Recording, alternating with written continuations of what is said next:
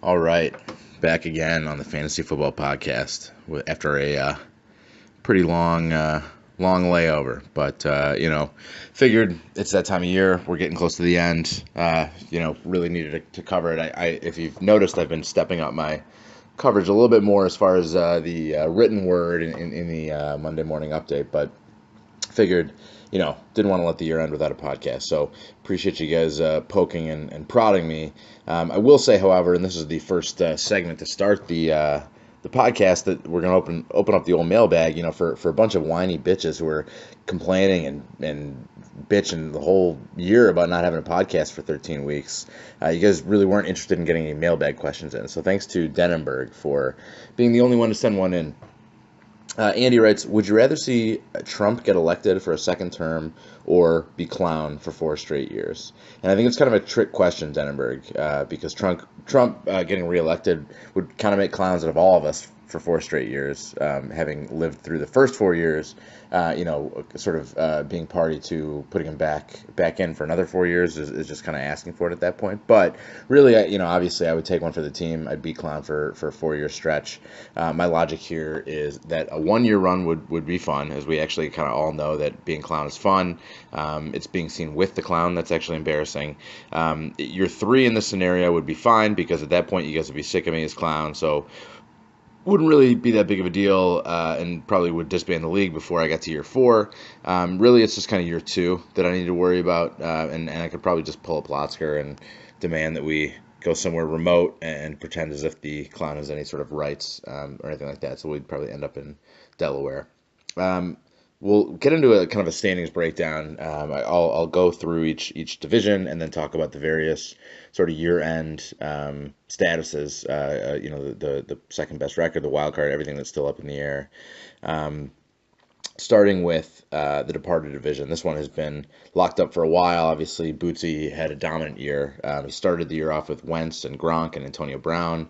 He geniusly traded away Kareem Hunt right before Hunt started to suck, and he scored Le'Veon Bell from stupid Oaks.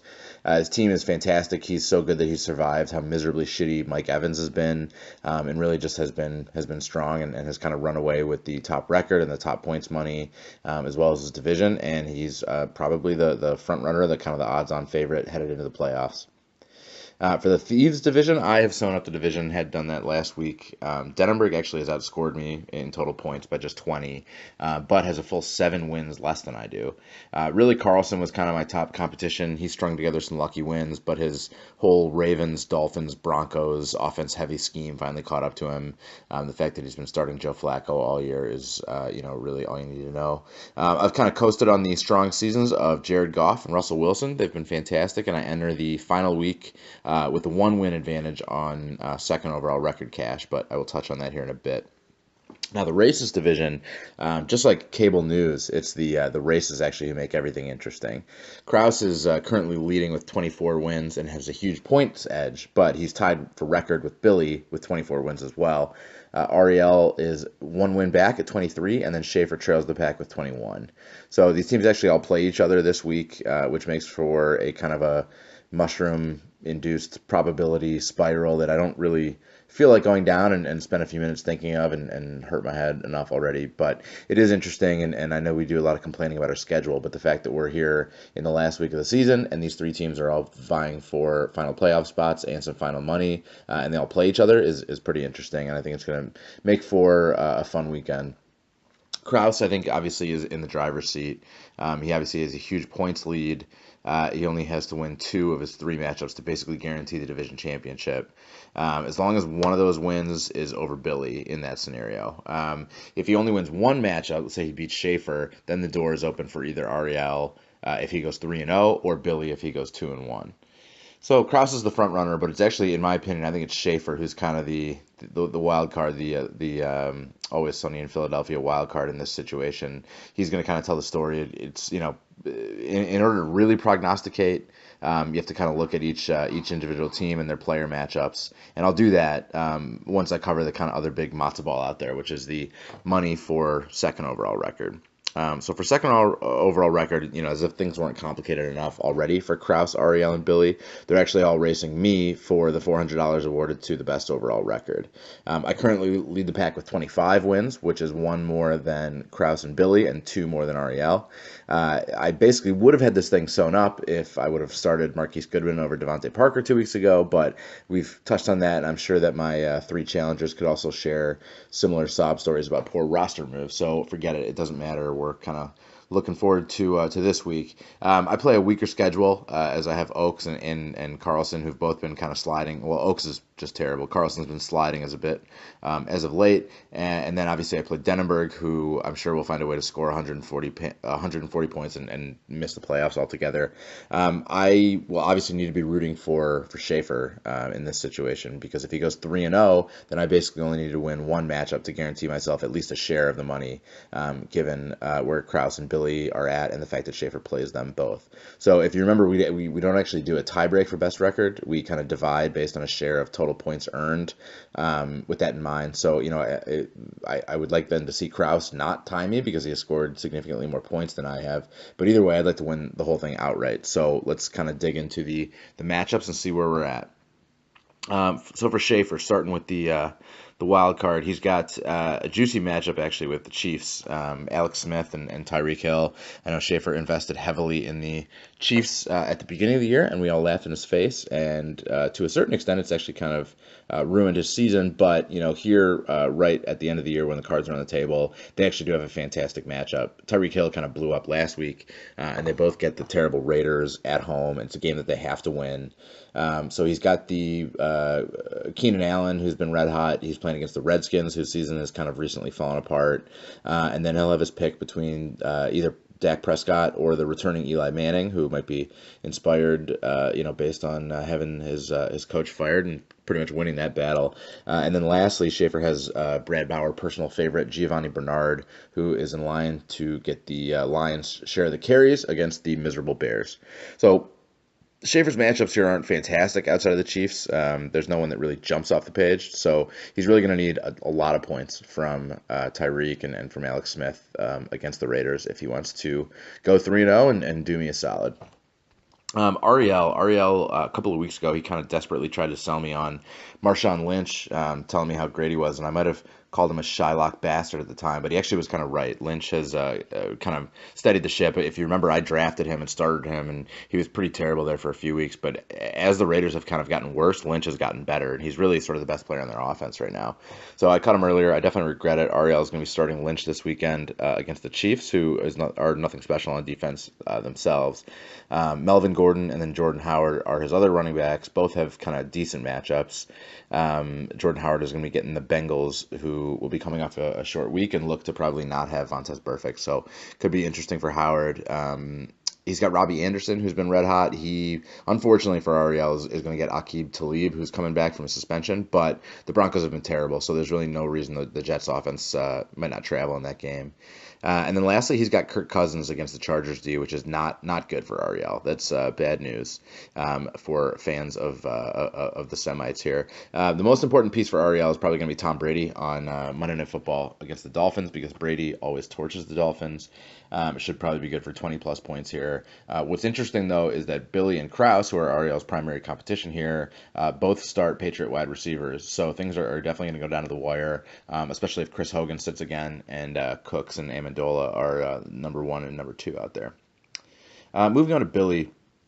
So, I as I was writing this, I spent some time kind of just staring at Billy's team, and I just cannot for the life of me figure out how he's won so many games. I don't know. He hasn't gotten lucky. I mean, he plays in a tough division. He scored more than enough points to be right in the thick of the wild card hunt. Is it just really just the dominance of Alvin Kamara? Is Kamara really that good? I have him in my other league, and I know the guy is incredible. He's amazing. He's gotten me to first place in that league, but I have other good players in that league as well. I don't know. You'd think in an advanced league like ours, you couldn't really put together that many wins on the back of just one dude. Billy is starting Blaine Gabbert this week, who is terrible. He's started him for the last few weeks. His other QB, who actually is good and is a little up and down, but is good, Cam Newton. He's playing against the top 2 defense defense in the Vikings. So at the most important position, Billy has terrible matchups this week. He's got Alshon against the Rams. Alshon has been part of the Eagles' explosion, but is sort of unreliable. He's got Brandon Cooks on Monday Night Football, and Cooks actually has been really good. And then actually also lately, Jimmy Graham has been like a touchdown machine. The dude has like, I think on his last 12 catches, he's got like 6 or 7 touchdowns. So he has been pretty amazing. But he's got a terrible matchup against the Jaguars. So Billy is going to need a little bit of magic in some of those bad matchups. He's got Kamara playing indoors against the Falcons this Thursday, and he'll probably have Billy out to a 25-point head start. So that'll be a good sign for Billy. But he really needs some of those guys to come through, and he's not going to get it from his quarterbacks. Lastly, Kraus. For Kraus, the Matt Ryan, Mohamed Sanu connection is going to kind of tell the story for Kraus, as it has through a number of weeks this season. They get the Saints, who have been solid, but they are playing at home. I'm sorry, the Falcons are playing at home. They're kind of in must-win mode after they got handled by the Vikings.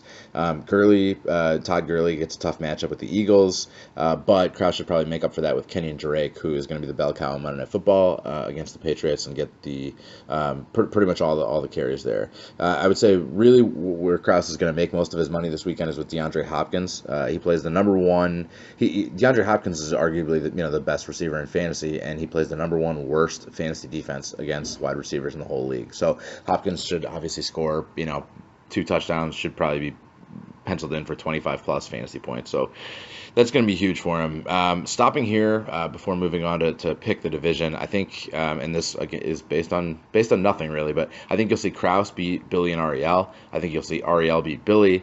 I think you'll see Schaefer beat Ariel and Billy, and then really the Schaefer-Kraus matchup is going to kind of come down to the bitter end there.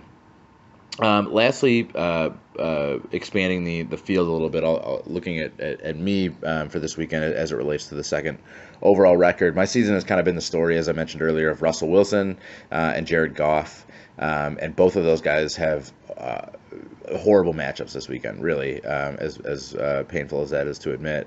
Wilson plays the number one defensive fantasy, the Jaguars, and he's at Jacksonville. And the Jaguars are a bad matchup for any quarterback, but specifically bad for Russell because his offensive line is terrible and the Jaguars' defensive line is amazing. And then also, as if that wasn't bad enough, Jared Goff plays the Eagles, who have a strong defense themselves. They just lost for the first time in months, and they kind of all of a sudden need to win to fend off the Vikings for the top spot in the NFC. So not good news for me. So that had me thinking, could there be a handsome stranger to ride in at the 11th hour? Could there be an attractive man so special and truly amazing that he could only be had for a second-round pick? And that's right, it's Jimmy Garoppolo. He's paying dividends, baby. He's starting for the Niners. The kind of only question I have to ask myself, and I need to, look myself in the mirror and really figure out, do I have the nuts to play Jimmy G in his second career start for the Niners over one of my 2 studs? Do I have the temerity to not dance with the girl who brung me? I don't know. I at this point, I still haven't figured that out, and I'm going to need to put some major thought into it. I probably am going to need to figure something out because my other point scorers have some rough-looking matchups. Michael Thomas is at the Falcons. Adam Thielen is on the road at Carolina. And then Evan Ingram is mixed up in this kind of Giants wheel of bullshit. I mean, he was fantastic last week, but who knows with the new offense what's going to happen there. He's been actually better when Sterling Shepard has played, and I'm hearing now that Sterling Shepard might be hurt again. So who knows what's going to happen there. Really, I should probably have enough in the tank to beat Oaks regardless of bad matchups. So that means, if the predictions I had earlier come true, I really will only need one of Carlson or Dieberg to have a shitty week to guarantee myself a share of that sweet cash. So looking at the wild card race, the race is alive and well, and obviously I've touched on Billy, Ariel, Kraus, and Schaefer, who are kind of in the mix, but Denenberg actually had a huge Monday night and got him right back into the thick of things. Ariel, and Billy are virtually tied with less than 10 points separating them for the wild card race, so they're really right neck and neck with each other, the 3 teams. Kraus has a huge edge in total points, so if Kraus is basically locked into the playoffs. If he goes 0-3 this weekend, he would be the wild card with his total points edge, unless something insane happens. with two teams. But no, I mean, basically Kraus, if he goes 0-3, he'll probably still make it. So Denenberg obviously then needs to root for Kraus so that he has a fighting chance to let his points get him in. He will definitely be getting some major points from Ben Roethlisberger again. He plays on Sunday Night Football. Big Ben always puts up huge numbers in home primetime games. So despite the fact that it's the Ravens defense, they just lost Jimmy Smith, and Roethlisberger's definitely going to put up some points, which is good news for Bootsy. Not that it really matters anymore. I'm sure Bootsy will probably win total weekly high points again, but whatever.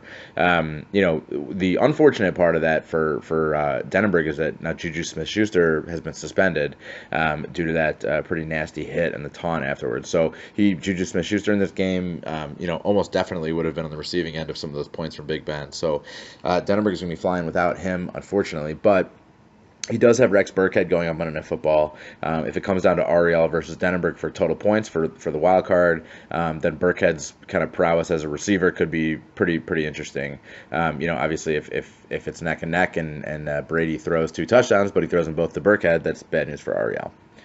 So really, ultimately, if you're asking me to pick, I think Kraus is going to win the racist division. I think Denenberg will find a way to sneak in as the wild card. I also think ultimately this will result in Kraus and I splitting that second best record cash, just with the number of wins Kraus would need to win the division. So anything obviously can happen. There's some huge primetime implications. There should be a fun weekend. A number of us could win some money, a number of us could lose some money. It's going to be fun. So it's been a good season so far. Looking forward to a little bit more fun. Lastly, I'd be remiss, obviously, if I didn't touch on the Clown Bowl situation.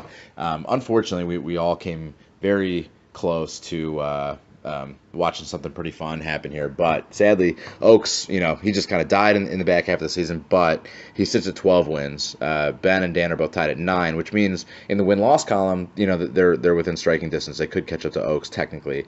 But, the problem is if Ben, who's closer in points, goes 3-0 this weekend, he would still then need to outscore Oaks by more than 50 points, which is a pretty wide margin. It's not impossible, but it's a pretty wide margin. And then also Dan, would need to outscore Oaks by 100 if he had a 3-0 week. So it's probably not going to happen. I would say it's almost definitely not going to happen, barring any craziness.